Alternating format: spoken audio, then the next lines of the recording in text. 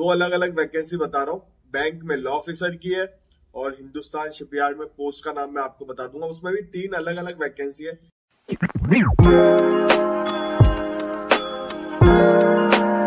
नमस्ते भाइयों, क्या हाल चाल है आप सबके, और आप सबको गुड मॉर्निंग। दो वैकेंसी बताऊंगा, एक बैंक में निकली है और एक हिंदुस्तान शिपयार्ड में निकली है गवर्नमेंट ऑफ इंडिया में।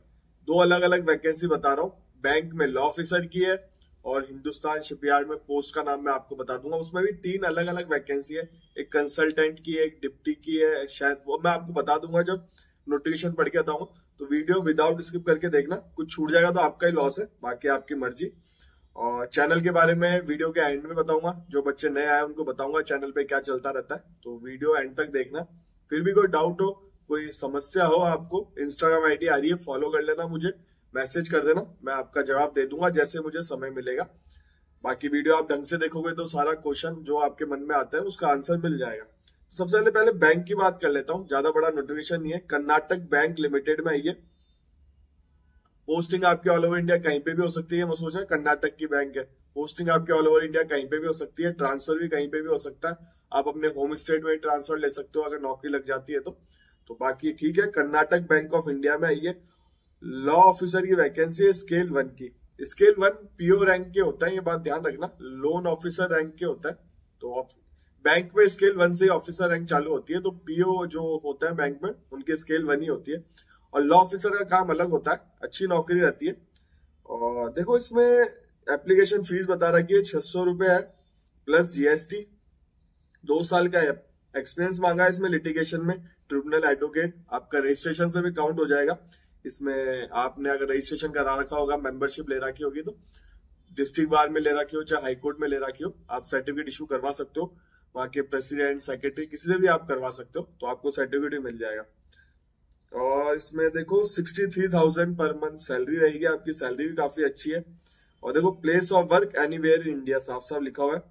जॉब मतलब जॉब प्रोफाइल क्या रहेगा, responsibility, verification of legal opinion approve करने पड़ेंगे आपको, गाइड करनी पड़ेगी लीगल क्वेरी में, और क्लैरिफिकेशन देना पड़ेगा department, legal expert, legal support, waiting of corporation agreement की वेटिंग करनी पड़ेगी। ये सारी चीजें लॉ न्यू मॉनिटरिंग करना पड़ेगा, हैंडलिंग करना पड़ेगा, ये ड्राफ्टिंग, सारी चीजें लीगल काम जो होते हैं वो आपको करने पड़ेंगे। बेसिकली आपका एक ओपिनियन का काम होता है, कोई रिपोर्ट आती है, कोई लोन डिफॉल्टी होता है, उससे रिलेटेड भी आपको मतलब पैनल लॉयर से डील करनी पड़ती है। ये नहीं कि आपको कोर्ट में जाना पड़ेगा, इसमें ऐसा नहीं लिखा कि आपको कोर्ट में करना पड़ेगा। Handling recovery related to litigation and legal matter, ये भी लिखा हुआ है, तो सारी आप पढ़ लेना रेस्पॉन्सिबिलिटी क्या क्या है। जॉब प्रोफाइल मैं तो ब्रीफ में आपको बता दिया। अब बात करते हैं कैसे अप्लाई करना है आपको। 15/12 लास्ट डेट है इसकी, तो बात ध्यान रखना। और इस वेब जो इसकी कर्नाटक रिक्रूट में डाल दूंगा लिंक डिस्क्रिप्शन में, तो आप लोग वहां जाके अप्लाई कर सकते हो। इसमें एग्जाम का ही पैटर्न बता रखा है। लॉ का पेपर आएगा 50 क्वेश्चन, मैक्सिमम मार्क्स 50 रहेंगे। जनरल अवेयरनेस जीके वीके आएगी 20 की, 20 मार्क्स की रहेगी, 20 क्वेश्चन आएंगे। इंग्लिश के आएंगे 10 क्वेश्चन आएंगे 10 मार्क्स के। रीजनिंग के 10 क्वेश्चन 10 मार्क्स के, और एप्टीट्यूड के भी 10 क्वेश्चन 10 मार्क्स। टोटल 100 मार्क्स का पेपर होगा, 75 मिनट का पेपर होगा। ऑब्जेक्टिव टाइप क्वेश्चन आएंगे और इंटरव्यू भी होगा आपका, ये बात ध्यान रखना। प्रोविजन पीरियड 1 ईयर का है, उसके बाद आप परमानेंट हो जाओगे, परमानेंट जॉब है। और 3 साल का बॉन्ड भी भरवाया जाएगा, तो इस चीज का ध्यान रखना। बाकी इसमें कोई काम का है नहीं ऐसा, मैंने आपको सारी डिटेल में बता दी। अब बात करते हैं सेकंड वैकेंसी जो हिंदुस्तान शिपयार्ड लिमिटेड में निकली है। इसमें बहुत सारी वैकेंसी निकली है, बट लॉ की लिमिटेड ही होती है, तो मैं आपको बता दूंगा। देखो ये Hindustan shipyard limited Visakhapatnam government of India में निकली है। और देखो इसमें पहला पॉइंट ही पढ़ो, मैनेजर लीगल की पोस्ट है, एक पोस्ट है। और फिर इसमें पढ़ो आप F8 deputy project officer legal, 2 post है। और फिर पढ़ो आप इसमें C7 लीगल मतलब कंसल्टेंट की पोस्ट है लीगल, वो भी एक पोस्ट है। और इसमें देखो डेट भी बता रखी है, एग्जाम की डेट बता देता हूं मैं आपको, एग्जाम के फॉर्म की डेट बता देता हूं। देखो ऑनलाइन एप्लीकेशन स्टार्ट हो गई थी 17 नवंबर से, 24 दिसंबर है कंसल्टेंट वाली पोस्ट की लास्ट डेट। ये जो लीगल कंसल्टेंट वाली उसकी 24 दिसंबर लास्ट डेट है। 5 जनवरी है ये FTC वाली पोस्ट के लिए, 15 जनवरी है परमानेंट पोस्ट के लिए। इसमें कॉन्ट्रेक्चुअल बेसिस में भी है, परमानेंट भी है। जो परमानेंट पोस्ट है उसके लिए 15 जनवरी लास्ट डेट है। इन चीज का ध्यान रखना, लास्ट डेट अलग अलग है। पहली बार देखा है मैंने किसी फॉर्म में अलग अलग लास्ट डेट दे रखी है। अब इसकी क्वालिफिकेशन की बात कर लेते हैं। मैनेजर लीगल वाली की है, देखो सैलरी काफी अच्छी है। ये परमानेंट जॉब है, 60,000 से लेकर 1,80,000 तक रह सकती है आपके पर मंथ। पे स्केल लिख रखी है और CTC आपको मैं बता दूंगा अभी परमानेंट जॉब वालों की क्या है। और मैक्सिमम एज 40 है। एक पोस्ट है, 3 साल वाली हो चाहे 5 साल वाली हो, लॉ 60% मार्क्स होनी चाहिए आपके। 9 साल का एक्सपीरियंस मांगा है, चाहे आपने कोर्ट में प्रैक्टिस करी हो, गवर्नमेंट डिपार्टमेंट में की हो, चाहे फर्म में की हो, चाहे प्राइवेट सेक्टर में की हो, आपका 9 साल का एक्सपीरियंस होना चाहिए। ये चीज का ध्यान रखना। अब इसी में सेकंड वैकेंसी की बात करते हैं। ये डिप्टी प्रोजेक्ट ऑफिसर लीगल में है और ये कॉन्ट्रेक्चुअल बेसिस पे 2 साल के लिए, 1 साल का एक्सटेंड हो सकता है आपका टाइम। पर मंथ सैलरी 70,000 के आसपास रहेगी और अदर बेनिफिट्स भी जो मिलेंगे। और मैक्सिमम एज 40 है इसमें। 2 पोस्ट है इसमें, एक EWS के लिए, एक OBC वालों के लिए है। और 3 साल वाली हो चाहे 5 साल वाली हो, आपकी लॉ की डिग्री असेंशियल है। और इसमें 3 साल का एक्सपीरियंस मांगा है। सिविल एडवोकेट मतलब डिस्ट्रिक्ट कोर्ट में क्या है, हाई कोर्ट में। इसमें एक्सपीरियंस कम है, उसमें पहले वाली पोस्ट में शायद 9 साल का था, इसमें 3 साल का है। तो 3 साल वाले में बहुत लोग फिट हो जाते हैं।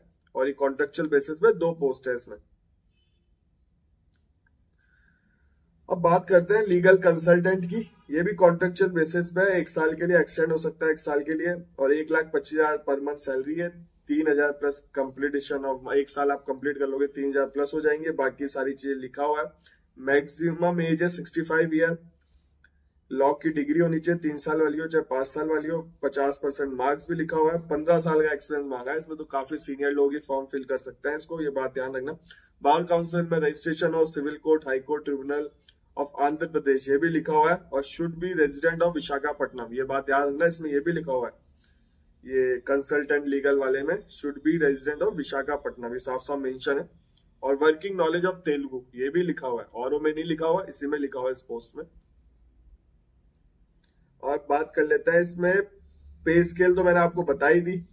मतलब 17 लाख 14 लाख का पैकेज रहेगा पर मंथ। जो आप जॉब देख लेना, जिस जॉब बहुत सारी वैकेंसी आई है तो उसमें आप देख लेना। 60 से 1,80,000 वालों को 17 लाख रहेगा। 50 से 1,60,000 वालों के लिए 14 लाख के आसपास रहेगा। और इसमें लिख भी रखा है चीफ प्रोजेक्ट सुपरिटेंडेंट का क्या रहेगा, CTC सबका लिखा हुआ है, आप लोग पढ़ लेना।